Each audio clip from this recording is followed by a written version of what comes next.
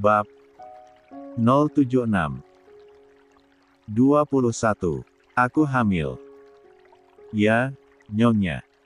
Ariela bingung apakah ia harus senang atau sedih, meskipun kemudian dia akhirnya tersenyum. Aku hamil. Dengan lembut, diusap perutnya yang masih rata itu. Kemungkinan besar, kehamilannya belum genap sebulan. Ya, tetapi itu tidak apa-apa. Ariela akan menyimpannya sendiri. Lah sudah belajar dari pengalaman sebelumnya. Bahwa, ada orang jahat yang tidak menginginkan kehamilannya. Mungkin, itu juga alasan kenapa Carton menginginkan istri rahasia. Karena pria itu ingin istri dan anaknya aman. Bahkan setelah dijaga dengan ketat pun, masih saja penyusup bisa masuk ke kediaman. Setelah melihat kematian anak pertama dan kelinci-kelincinya, Ariela tahu bahwa sebagai seorang ibu, ia harus lebih cerdas, ia harus lebih pintar lagi menghadapi semua terjangan badai yang akan datang. Lah harus lebih kuat, mungkin tidak secara fisik, tetapi secara emosional. Ia harus lebih pandai mengendalikan diri. Ariela akan menyimpan ini. Ia akan memastikan bayinya aman sampai ia melahirkan nanti. Dokter, bisakah kau merahasiakan ini dari Carton untuk sementara? Aku yang akan memberitahunya sendiri nanti. Dokter itu sudah mengenal Ariela, dia sendiri tahu apa yang menimpa sang nyonya sebelumnya. Wajar jika Ariela ingin kehamilan keduanya ini disembunyikan. Bagi si dokter berkepala botak itu, Ariela wanita yang menyenangkan. Jadi, ia sendiri sekarang paham kenapa pria sekeras Carton bisa luluh padanya. Baiklah, Nyonya. Aku akan menyimpan kabar ini. Dokter itu membuat gestur seolah sedang menutup resleting di mulutnya. Ariela mau tak mau tersenyum. Terima kasih. Aku sudah menyiapkan obat tambah darah dan juga vitamin, jaga asupan makanan juga. Perbanyak makan sayur dan buah. Jaga dirimu baik-baik, Nyonya. Jangan sampai kalian berdua kekurangan gizi. Terima kasih, dokter. Aku permisi dulu. Hati-hati di jalan. Dokter itu melambai, lalu berbalik meninggalkan kamar. Ariela menghela napas. Oh. Kepalanya pusing sekali. Ia benar-benar merasa sangat lemas, tetapi di sisi lain ia juga merasa hangat. Lah hamil, untuk kedua kalinya. Aaron akan punya adik. 22. Air mata Ariela menetes, ia memejamkan mata dan berbaring miring. Lah akan jadi ibu, Carton akan punya anak darinya. Mereka akan jadi orang tua. Ariela berjanji, ia berjanji akan menjaga anaknya dengan baik kali ini. Ia akan memberikan seluruh hidupnya. Nyonya. Tak lama kemudian, pintu dibuka. Katie masuk, membawakan segelas air dan juga biskuit asin. Ariela suka biskuit asin. Ia tidak menolak, memaksa menelan biskuit itu meskipun perutnya terus bergejolak aneh. Dokter berkata Nyonya hanya kelelahan. Ya, dia berkata begitu. Akhir-akhir ini aku tidak bisa tidur. Katie menangkup tangannya, apa Nyonya terlalu memikirkan soal pernikahan ketiga Tuan? Kurasa itulah penyebabnya. Aku akan mencoba untuk tidak mengingat apapun supaya aku bisa tidur nyenyak. Aku akan bersikap lebih sabar lagi, Katie. Ariela mencoba tersenyum. Katie mengangguk. Nyonya, kau wanita yang kuat. Aku tahu kau bisa menghadapi semua ini dengan baik. Katie, aku bersyukur kau di sini bersamaku, bisik Ariela. Lalu, dia memejamkan mata. Dengan lembut, ditariknya selimut tipis menutupi tubuh sang nyonya. Terbuat dari apa hatimu, Nyonya? Aku tahu pernikahan Tuan dan Nyonya Claudine adalah pernikahan bisnis, tetapi rasanya akan tetap sakit. Jika aku jadi kau, aku mungkin akan memilih untuk pergi. Lama Katie berada di sana, berdiri diam, memastikan sang nyonya aman. Sebagai pelayan yang selalu bersama wanita itu, Katie peka. Lah tahu akhir-akhir ini nyonya Arielanya tertekan. Bukan hanya karena serangan dalam bentuk emosional, tetapi juga karena serangan fisik. Setiap malam setelah kejadian di pagi hari itu, ketika sakit kepala yang hebat membuat nyonyanya jatuh, Katie tahu ada yang tidak beres, belum lagi perubahan sikap tuannya. Namun, Katie hanyalah seorang pelayan. Ia tahu, ia tidak bisa masuk terlalu dalam pada urusan siapapun. Lah hanya perlu berada di sisi sang nyonya yang sebenarnya adalah wanita rapuh. Nyonya, Anda demam. Katie mendengar Ariela hanya bergumam, lalu ia membuka laci dan menemukan banyak kompres gel di dalam sana. Anda wanita yang kuat, aku akan tetap bersama Anda, Nyonya. Apapun yang terjadi, Anda tidak sendiri. Sekitar 1 tahun yang lalu, Carton berhasil mengorek siapa saja orang-orang yang telah bersumpah setia pada kakeknya. 23. Sebagian perwakilan keluarga lain berpihak pada pria tua itu.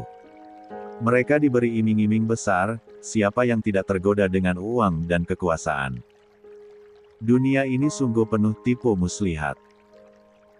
Lah terus menyusuri apa saja yang dilakukan kakeknya, apa isi dari peti mati yang dimaksud oleh Victor. Ia terus mencari, sampai akhirnya ia tahu jika transaksi-transaksi itu adalah untuk sebuah alat. Namun, ia tidak tahu alat apa itu dan di mana benda itu disimpan. Tinggallah di sini dulu, nak. Sudah lama kau tidak tinggal. Jika itu yang kakek inginkan. Maka malam itu ia tinggal di kediaman utama keluarga Rutherford. Sudah lama aku tidak pergi ke perpustakaan. Pergilah. Aku punya banyak koleksi buku di sana. Maka Carton menyusuri mansion besar itu setelah ia selesai mandi. Pikirannya penuh akan banyak hal. Ia sangat ingin tahu, dengan apa yang direncanakan kakeknya. Kenapa pria itu mencuri di tanahnya sendiri? Bukankah itu aneh? Bukankah ini timpang? Carton harus menemukan sesuatu. Harus.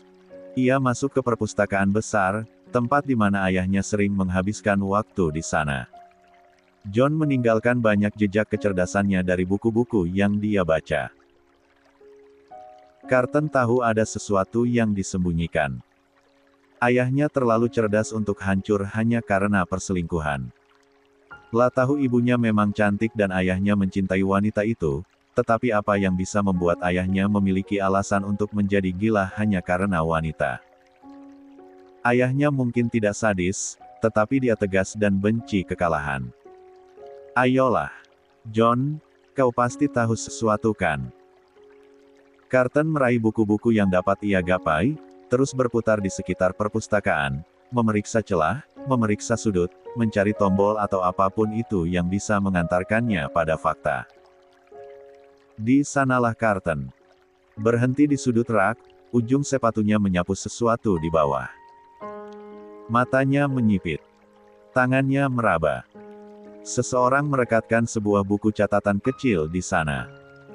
Buku catatan John. Di halaman depan, buku itu hanya berisi nama-nama yang tidak Carton kenal. Di halaman kedua, mulai terlihat coretan-coretan. John menuliskan nama, lalu mencoretnya. Jason Hamilton. Arthur Rutherford. Kedua nama itu dituliskan berdampingan. Carton tahu siapa itu Jason Hamilton, dia salah satu tentara yang dikenal banyak orang sebagai pejuang di garis perang. 24. Sama seperti kakeknya, Arthur. Dalam catatan, John menuliskan bahwa Jason memiliki tinggi tubuh yang sama dengan Arthur. Jason memiliki rambut merah. Arthur berambut hitam. Dalam misi terakhir mereka di Vietnam, Jason dan Arthur menghilang, sebelum Arthur akhirnya kembali, tetapi hanya sendirian. John menuliskan, Arthur kembali dan langsung mengambil alih kekuasaan, dia bahkan tidak memberiku satu pun kesempatan memimpin seolah aku anak kecil, dia bersikap aneh. Dia bahkan tidak tahu nama asli Mom. Memang, nama yang dipakai Mom saat ini adalah nama ketiganya. Namun, bagaimana bisa Arthur lupa? Sementara dia begitu mencintainya. Carton mengernyit. John menuliskan sebuah kode. Ia diam-diam membawa catatan itu lusa kemudian, membawanya ke panti jompo tempat ayahnya berada. Siapa kau? Itu adalah pertanyaan pertama yang dikatakan ayahnya sejak mereka bertatapan selama semenit setelah bertahun-tahun tidak saling melihat. Apa kau tidak ingat aku? John mengamati Carton. Aku tidak mengenalmu, anak muda. Aku putramu. Apa kau benar-benar sudah melupakanku? Tidak, putraku masih kecil, dia tidak sebesar kau. Carton membungkuk di atas ayahnya, lalu menepuk pipi pria itu berkali-kali. Sadarlah, Dad. Kembali dan katakan padaku apa yang terjadi. Carton mengangkat buku catatan itu. Kau menuliskan sebuah kode. Kode apa ini? Apa kau menyimpan sesuatu di sebuah brankas? Di mana kau menyimpannya? Beritahu aku. Apa yang kau tahu soal Jason Hamilton? Kau terus menuliskan namanya di buku catatanmu. Dia akan membunuhmu. Apa maksudmu? Pria tua itu. Dia palsu. Dia palsu. Ayahnya mulai gemetar, dan matanya menerawang jauh. Dad. Carton menamparkan ayahnya, ketika pria itu gemetar dan mengejang sampai-sampai kursi rodanya ikut bergetar. Dia palsu. Dia palsu. Dia palsu. Mendadak, John berdiri. Pria itu hanya beberapa detik dapat tegak sebelum terjerembab, dia merangkak panik di rumput. Dia iblis. Dia iblis. Dia palsu. Dia palsu. 25. Kembali ke masa kini.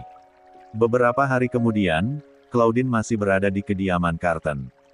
Beberapa kali, Claudine meminta izin agar tinggal bersama Carton di sana, namun, Carton tidak pernah memberinya kesempatan. Sore ini, Claudine pergi ke istal bersama Ariella juga Katie, dan dia sangat terpesona dengan Flora. Kuda yang cantik. Apakah Carton baru saja membelinya?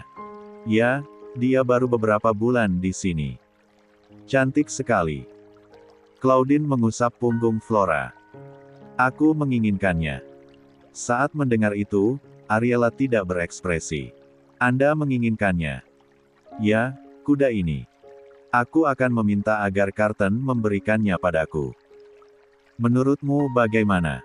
Dia pasti akan memberikannya padaku kan? Tidak, Flora milikku, Flora milikku. Kau tidak boleh mengambilnya, teriak Ariella di dalam hati. Kurasa Tuan akan memberikannya. Sebelum obrolan berubah jadi sangat panjang. Fiona datang dengan sebuah kabar, bahwa Nyonya Susan Hamilton baru saja datang ke kediaman mereka. Claudine tentu saja akan senang sekali bertemu bibinya. Maka, mereka pun bergegas kembali ke mansion. Ketika Susan berbalik dan menemukan Ariella memakai pakaian seragam lagi, dengan Claudine di depannya. Susan langsung muram, namun wanita segera menutupinya. Ia memeluk Claudine dan mencium pipinya. Ada apa datang ke sini, Bibi? Susan melirik Ariella. Aku mencarimu, sayang. Kau tahu, kebakaran itu membuat banyak orang terluka dan kehilangan tempat tinggal. Aku ke sini, mencari orang-orang yang bersedia pergi untuk menjadi relawan. Sebenarnya itu hanya alasan. Susan datang ke sana hanya ingin menemui Ariella, ia tidak ingin Carton atau siapapun tahu bahwa ia ingin mencuri beberapa helai lahir rambut Ariella. Bahkan ia tidak ingin membayar orang lain, karena tidak ada yang dapat dipercaya dalam dunia mereka. Aku bisa pergi denganmu. Claudine menggandeng Nyonya Susan, membuat wanita itu tidak punya kesempatan untuk berbicara dengan Ariela. Terima kasih, jika kau bisa pergi sekarang. Kita bergabung dengan yang lain. Susan berbasa-basi. 26. Boleh saja. Apa Bibi sudah bicara dengan Carton? Belum, maukah kau menemaniku? Tentu. Ariela terus mengekori kedua wanita itu, seperti halnya Katie. Carton baru saja menerima seorang tamu, seorang pria berwajah garang. Ketika pria itu akhirnya Susan dan Claudine menemuinya. Sendiri. Aku juga akan membawa Ariela dan Katie. Mereka sepertinya tidak keberatan, kata Claudine ceria. Sayangnya, entah bagaimana suasana hati Carton yang buruk membuat jawabannya terdengar tanpa. Ampun. Mereka tidak akan pergi kemanapun dan akan tetap berada di mansion. Ada banyak pekerjaan yang harus mereka lakukan. Mendengar jawaban Carton, Susan tampak kecewa. Namun jelas, Susan mencoba mengerti.